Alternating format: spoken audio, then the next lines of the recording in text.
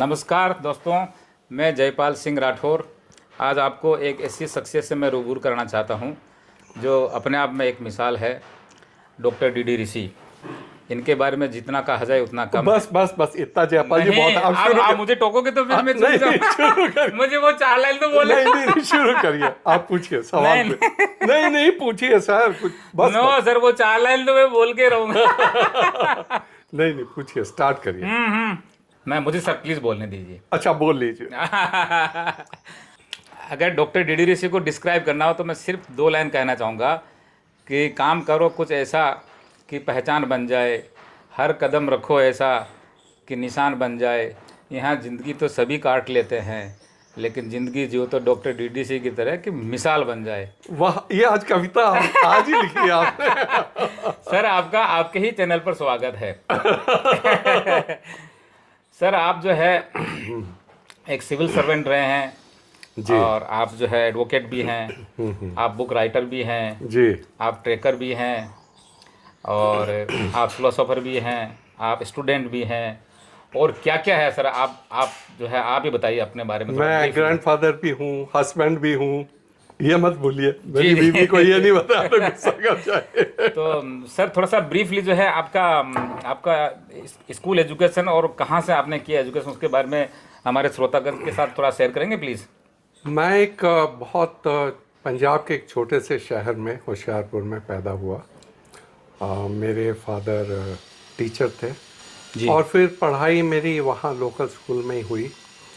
और एक बात हाँ, ये बहुत ज़रूरी मैं बताना चाहता हूँ जी जी क्योंकि ऐसा बहुत लोगों के साथ होता है कि जब मैं 8th स्टैंडर्ड में था तो मेरे बहुत अच्छे मार्क्स थे। I was second in the school. Oh great. तो अभी मुझसे पूछे बिना ही टीचर्स ने डिसाइड कर लिया कि ये तो बहुत ब्राइट स्टूडेंट है, इसको तो डॉक्टर ही बनना चाहिए। ओके। तो इसलिए मेरे बिना पूछे ही मेरा जो एडमिशन है वो मेडिकल ग्रुप में कर दिया गया। जी जी। मुझे तो कोई इंटरेस्ट नहीं था, लेकिन मैंने सोचा कि जब गुरुजनों को लगता है कि मेरे में डॉक्टर बनने की काबिलियत है तो क्यों ना बना जाए। हुआ ये कि मुझे बिल्कुल ही उसमें कोई भी इंटरेस्ट नहीं था। जी जी। जो सब्जेक्ट्स फिजिक्स केमिस्ट्री बायोलॉजी पढ़ाए जाते थे बिल्कुल भी इंटरेस्ट नहीं था। और मैं मतलब यही 40-45% मार्क्स लेके उसमें स्कूल से निकला इन सब्जेक्ट्स में। बाकी सब्जेक्ट्स में अच्छे थे, लेकिन उसके बाद मैंने सोचा कि इसको छोड़ दिया जाए। लेकिन ऐसी समाज में धारणा थी कि अगर आप मेडिकल ग्रुप से या ये सब्जेक्ट पढ़ के आर्ट्स में जा रहे हैं तो इसका मतलब you are a failure in life, मतलब फेल्योर इन स्टडीज़, मतलब एक आपको हार माननी पड़े। जी जी। लेकिन उसी कारण से मैं फिर शिफ्ट नहीं कर सका और फिर बीएससी में एडमिशन लिया। फिर वही सब्जेक्ट्स फिजिक्स केमिस्ट्री बायोलॉजी। तो ये मेरी ज़िंदगी के 6 साल बिल्कुल ही बेकार गए। तो बाकी पेरेंट्स को भी, बाकी बच्चों को भी यही कहना चाहता हूँ कि आप देखिए आपका इंटरेस्ट किस में है। ये मत सोचिए कि बच्चे के मार्क्स अच्छे हैं, होशियार है तो उसको डॉक्टर ही बनना चाहिए या इंजीनियर ही बनना चाहिए।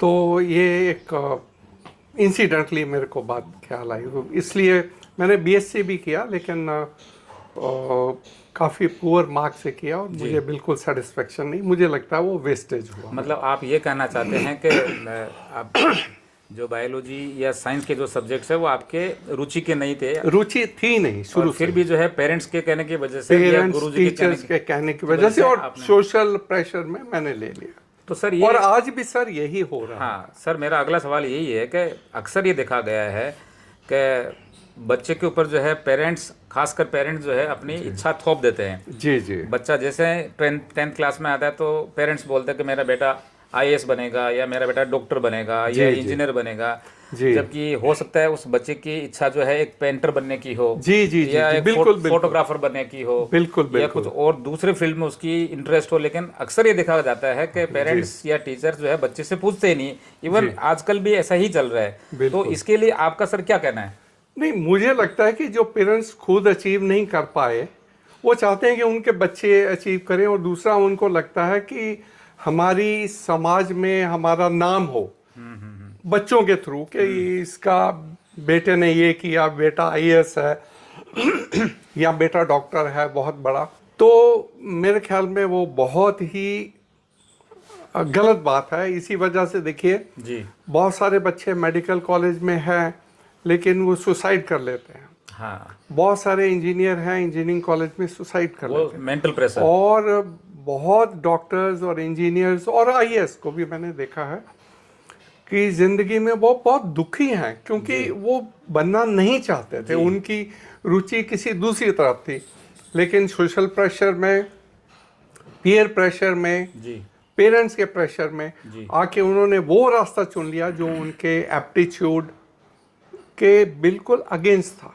जी जी तो इसलिए मेरे को लगता है कि पेरेंट्स को बच्चे का एटीट्यूड पहचानना चाहिए। जी अगर खुद नहीं पहचान सकते तो प्रोफेशनल हेल्प लें। जी जी जी बच्चे का एप्टीट्यूड क्या है, पेंटर बनने का तो पेंटर बनने दीजिए। जी जी एमएफ हुसैन भी तो पेंटर ही थे। हाँ हाँ, बिल्कुल सही कह रहे ठीक है, आप एक्टिंग में जाते हो तो एक्टिंग में देख लीजिए हैं। जी लोग कहाँ से कहाँ पहुंच गए।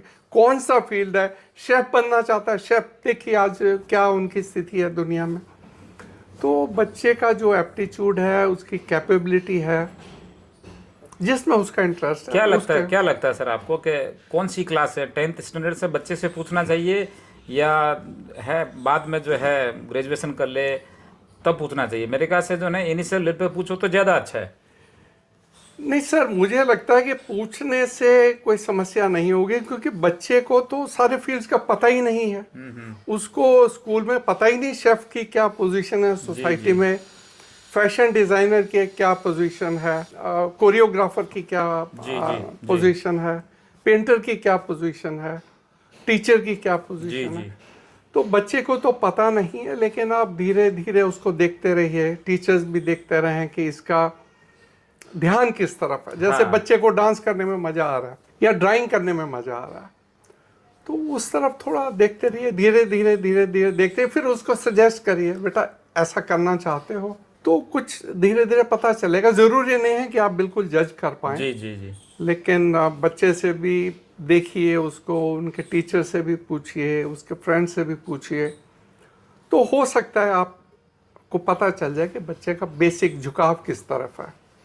आपको नहीं लगता कि जो प्रेजेंट जो एजुकेशन जो सिस्टम है, जो जो अंग्रेज़ों के ज़मानों से चला आ रहा है, जिसके अंदर जो है साइंस, आर्ट्स, मैथ्स, इसके अलावा जो है बाकी एक्स्ट्रा करिकुलर जो एक्टिविटी जो होती है जी, जिसमें टेक्निकल एजुकेशन जो होती है, स्टिचिंग है या फिर जो है पेंटिंग है या जो है आपके जो बहुत सारे ऐसे फील्ड्स है जो स्कूल लेवल पे बच्चों को सिखाए जा सकते हैं लेकिन सिखाए नहीं जाते हैं। मुझे तो आपका क्या कहना है, प्रेजेंट एजुकेशन सिस्टम में कुछ बदलाव लाना चाहिए?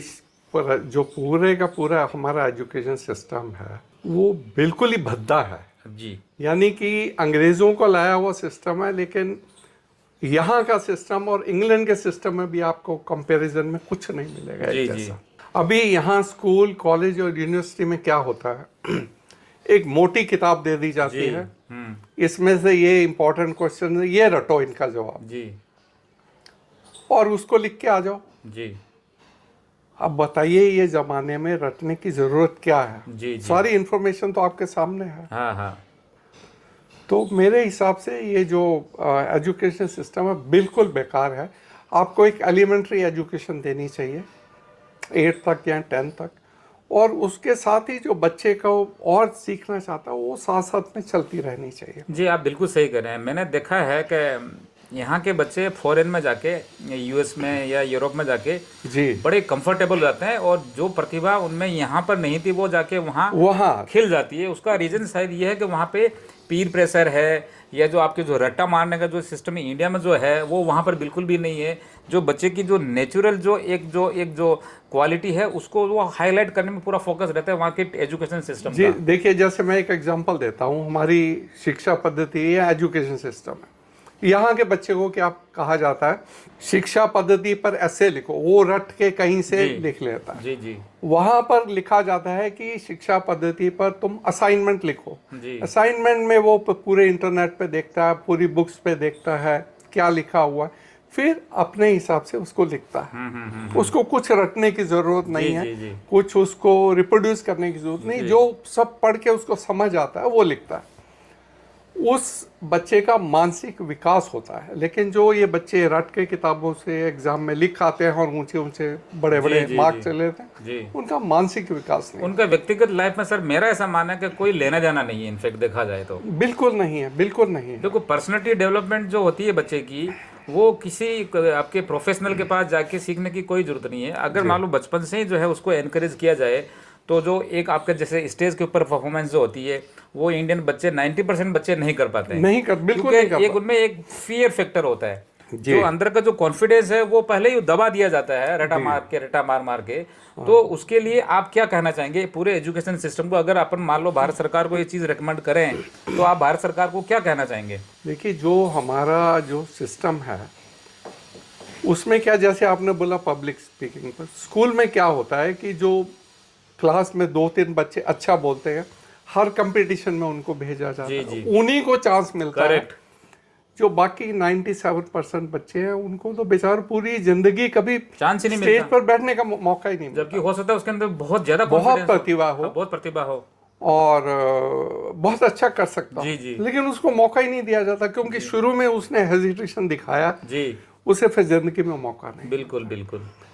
तो हर बच्चे को मौका मिलना चाहिए, एजुकेशन सिस्टम बदलना चाहिए और टीचर्स का स्टैंडर्ड भी बदलना चाहिए जी। अभी क्या क्राइटेरिया है कि जो हम टीचर्स हैं देखते हैं, उनको कभी ये नहीं देखा जाता कि कोई बच्चा ये नहीं कहता मुझे टीचर बनना है। आप या पेरेंट्स भी कभी नहीं कहते हमारे बच्चे को टीचर बनना जी जी जी, क्योंकि सोसाइटी में उसके लिए जो टीचर्स के प्रति जो भाव है वो अच्छा नहीं है जी जी।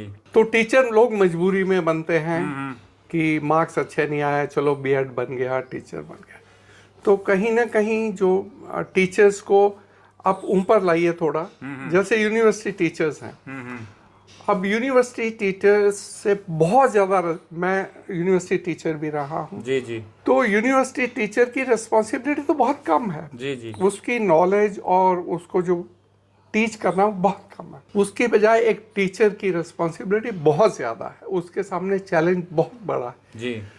तो उसमें पैरिटी होनी चाहिए जी जी। मुझे लगता है टीचर, जो स्कूल टीचर की जो सोशल रिकग्निशन है या स्टेटस है या वो सैलरी है, वो यूनिवर्सिटी टीचर से भी ज़्यादा होनी चाहिए। अच्छा, एक तो ये सजेशन है आपका? हाँ, क्योंकि बिल्कुल हाई लेवल पर हमें वो टीचर्स का स्टैंडर्ड बहुत हाई चाहिए ओके, और उनकी रिगरस ट्रेनिंग हो बच्चों को कैसे पढ़ाना है, और जो क्लासरूम्स हैं वो भी छोटे छोटे हों, 20-22 बच्चे जैसे। मतलब बेसिकली आप ये सजेस्ट कर रहे हैं कि इंफ्रास्ट्रक्चर स्कूल लेवल का अच्छा होना चाहिए, बहुत अच्छा होना चाहिए, कंडीसिव एटमॉस्फेयर होना चाहिए, बिल्कुल होना चाहिए, बच्चों को सब सुविधाएं मिलनी चाहिए, बच्चों को सुविधाएं, खासकर सरकारी स्कूलों की अपन बात कर रहे हैं। हाँ, और ये जो एग्जामिनेशन सिस्टम है, मैं इसके तो बहुत ही खिलाफ हूँ जी जी, कि ये जो रटने की प्रवृत्ति है जी, बिल्कुल बंद होनी चाहिए। मेरे विचार में जितने भी एग्जाम होते हैं वो विद बुक्स होने चाहिए, आपको पता है। तो अब देखिए, अब जिस बच्चे ने बुक नहीं पढ़ी कभी, वो क्या बुक से देख के लिख सकता है उसी टाइम 3 घंटे में? हाँ, नहीं लिख सकता। कोई भी सब्जेक्ट हो, चाहे अरिथमेटिक हो, हिस्ट्री हो, उसका कोई सवाल कंपैरेटिव पूछेंगे तो जब तक नहीं पढ़ा हो वो कैसे लिखेगा जी जी। इसलिए उसको नकल मारने की प्रवृत्ति पूरे इंडिया में फैली हुई है, रटने की। इन चीज़ों को बिल्कुल हट जाना चाहिए जी। बिल्कुल, आपकी बात से जो है आप सभी श्रोतागण भी सहमत होंगे कि एक तो जो सिलेबस जो है, जो काफ़ी लेंदी और काफ़ी हेवी सिलेबस जो है, अननेसेसरी, उसको कम करना चाहिए, क्योंकि बदलाव जो आता है वो अचानक नहीं आता, स्लोली और ग्रेजुअली ही आता है। तो एक तो सजेशन ये होगा कि इंफ्रास्ट्रक्चर अच्छा होना चाहिए। दूसरा है कि जो बच्चों का जो 10th लेवल पे जो सिलेबस जो होता है, जो भारी भारी किताबें होती है, वो छोटी होनी चाहिए इनिशियली, और ये भी देखिए कुछ सब्जेक्ट्स भी कम होने चाहिए। ये हमने बड़ा पानीपत की पहली लड़ाई इस सन में हुई, दूसरे में हुई, तीसरे में हुई, अरे वो किसी भी सन में हुई, उससे क्या फर्क पड़ता? मतलब जो बहुत ज्यादा अननेसेसरी फैक्ट्स पर, बाबर कब आए जी, मतलब आप ये कह रहे हैं कि हिस्ट्री का बहुत ज्यादा बच्चे के कैरियर बिल्डिंग में कोई बहुत ज्यादा कंट्रीब्यूशन नहीं है। बच्चे को आप रख दीजिए, उसको बोलिए पढ़ना तो पढ़ ले भाई, हाँ, लेकिन उसको जोर जबरदस्ती करके नहीं करनी चाहिए। उसको हिस्ट्री की किताब दे दीजिए, पढ़ना चाहे उसको बोल दो भाई तुम्हारी ऑप्शन है, हिस्ट्री पढ़नी है हिस्ट्री पढ़ ले, अरिथमेटिक पढ़ना अरिथमेटिक, जी। जो भी तेरे को अच्छा लगता है पढ़। मतलब एक सजेशन आपकी ये सही है कि बच्चों को सब्जेक्ट चूज करने के बहुत सारे ऑप्शंस दिए जाने चाहिए, ऑप्शन दिए जाते हैं, ताकि जबरदस्ती कुछ नहीं ताकि हो। अपने चॉइस का, जैसे आपने 10 आपने ऑप्शंस दिए तो उसमें से अगर मान लो 3 चूज करना है तो उसके लिए आसानी रहेगी। आसानी रहे। तो ये एक बहुत कारगर आपकी जो है एडवाइस है कि बच्चों को ऑप्शंस देने चाहिए सब्जेक्ट्स के। आगे एक बच्चा कहता है कि मैं हिस्ट्री नहीं पढ़ना, मेरे को नहीं इंटरेस्ट है, हाँ। उसको पढ़ाने क्या, भूगोल पढ़ा दीजिए। जी बिल्कुल सही बात। कोई एक बच्चे को भूगोल नहीं अच्छा लगता, उसको हिस्ट्री पढ़ा दीजिए। जी हाँ, जी हाँ। वो दोनों अच्छा नहीं लगता, उसको लगता है अरिथमेटिक अच्छा लगता है, ये पढ़ा दीजिए। उसको लगता है संस्कृत अच्छी लगती है, उस संस्कृत पढ़ने को दीजिए। जी। लेकिन जोर जबरदस्ती आप अननेसेसरीली हिस्ट्री पढ़ाए जा रहे हैं, जी जी उसका क्या पर्पज है मुझे समझ नहीं एक सजेशन ये भी अच्छी है आपकी। और एक आपने ये भी कहा कि बच्चों से जो है कंपैरिजन नहीं करना चाहिए बच्चों का किसी के साथ। मान लो कोई होता है बच्चा पढ़ाई में तेज हो, लेकिन शायद दूसरा बच्चा शायद होता है खेलकूद में तेज हो, तीसरा बच्चा शायद होता है कि जो है आपके वाद विवाद में या आपके कल्चरल एक्टिविटी में तेज हो।